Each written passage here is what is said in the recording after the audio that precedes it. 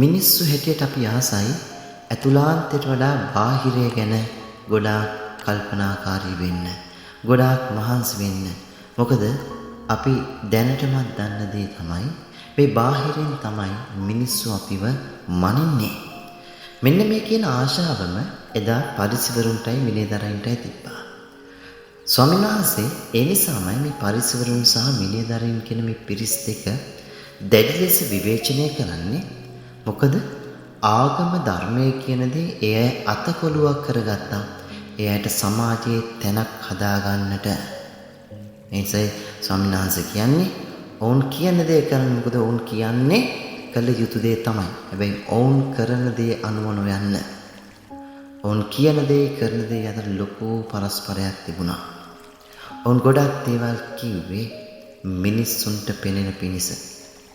දෙවියන් වහන්සේ මිනිස්සුගේ අතුලාන්තය හැමතිස්සෙම බලනවා කියලා දේ වචනේ කියනවා. එනිසයි ආරම්භයේදීම අලුබදාද අපිට කිව්වේ ස්වාමීන් වහන්සේ රහසින් දේවල් දැකලා රහසින් ඵල විපාක අපිට දෙනවා කියලා. අද ස්වාමීන් වහන්සේ දේව වචනේ තුල අපිට මතක් කරලා දෙනවා මේ සුත ස්වභාවයේ අපිට ඉන්න එකම එක ගුරු දෙවියන් කෙනෙක් විතරයි. එකම එක ස්වාමීන් වහන්සේ කෙනෙක් විතරයි. එනිසා උන්වහන්සේ කියන්නේ කාටත් පියානෝ කියලා කියන්න යන්න එපා. කාටත් නායකයෝ කියලා කියන්න යන්න එපා. ඔබට ඇත්තේ එකම පියාණන් වහන්සේ. ඔබට ඇත්තේ එකම නායකයෙක්. මොකක්ද මේ කියන්නේ? ප්‍රේමවන්තයනි, අපි ඔක්කොමල්ලම එකතු වෙලා මේ කරන්නේ දෙවියන් වහන්සේගේ රාජ්‍ය ගොඩනගන එක. දෙවියන් වහන්සේගේ රාජ්‍ය ගොඩනගන එක. එනිසා ඒ රාජ්‍ය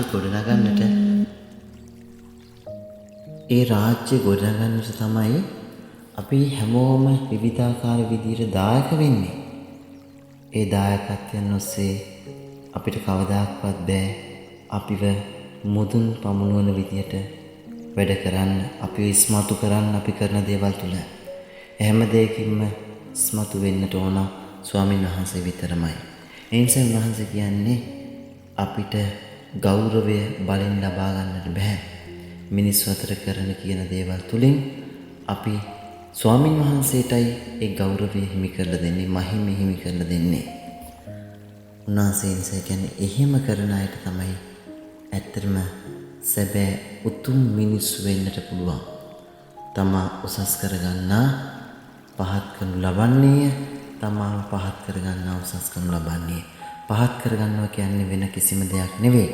පහත් කරගන්නවා කියන්නේ මම මගේ තැන තේරුම් අරන් ජීවත් වෙනවා. මම මේ දේවල් කරන්නේ ස්වාමීන් වහන්සේ උදෙසා, උන්වහන්සේගේ නාමය උදෙසා. එතනදී මම කවදාක්වත් මාව මුතුන් පමුණුවා ගන්නට උත්සාහ කරන්නේ නැහැ. මම කවදාක්වත් මාව හයිලයිට් කරගන්න, ඉස්මතු කරගන්නට උත්සාහ කරන්නේ නැහැ. අපි අද දවසේ කල්පනා කරමු අපි කරන කියන දේවල් තුලින් අපි ඇත්තටම ඉස්මතු කරන්නේ ස්වාමීන් වහන්සේවද නැත්නම් අපි අපේ ආශාවක්, අපේ චරිතයක් ගොඩනගන්නටද උත්සාහ කරන්නේ? මෙනෙහි කරමු අපි. ජෙස්පිටයි. ජේසුනි ඔබේ මහා මෙරක් වැනි ආදරේ හින්දා දිවි ගෙවන්නම් කඳුළු අතරින් සිනහර නිරන්දා මගේ ලෝකය පහන් කරවන නවමුලොවකට මග කියා දෙන තරුව ඔබ වේවා, තරුව ඔබ වේවා.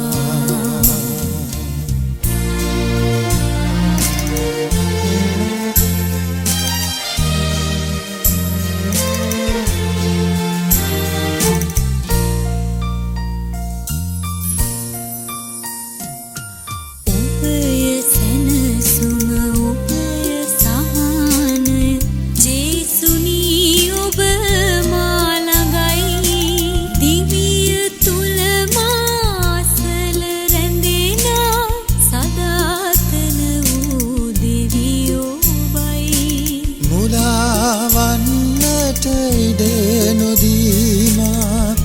එතෙර කළ මැනවී එතෙර කළ මැනවී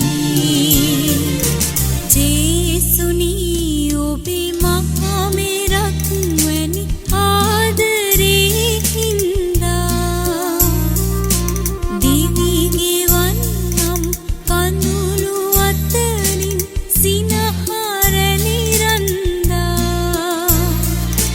මගේ ලෝකය පහන් කරවන නවමුලොවකට මග කියා දෙන තරුව ඔබ වේවා තරුව ඔබ වේවා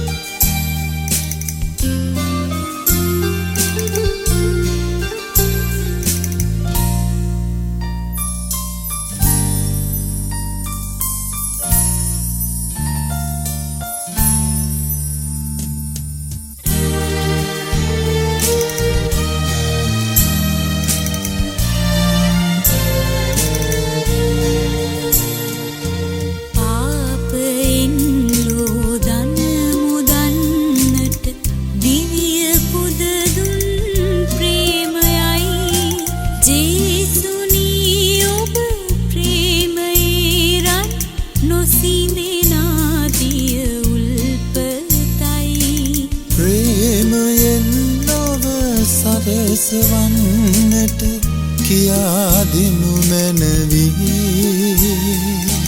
කියා දෙනු මැනවී ජේසුනී ඔබේ මහා මෙරක් වැනි ආදරේ හින්දා දිවි ගෙවන්නම් කඳුළු අතරින් සිනහරැලි රන්දා මගේ ලෝකය පහන් කරවන නවමුලොවකට මග කියා දෙන තරුව ඔබ වේවා තරුව ඔබ වේවා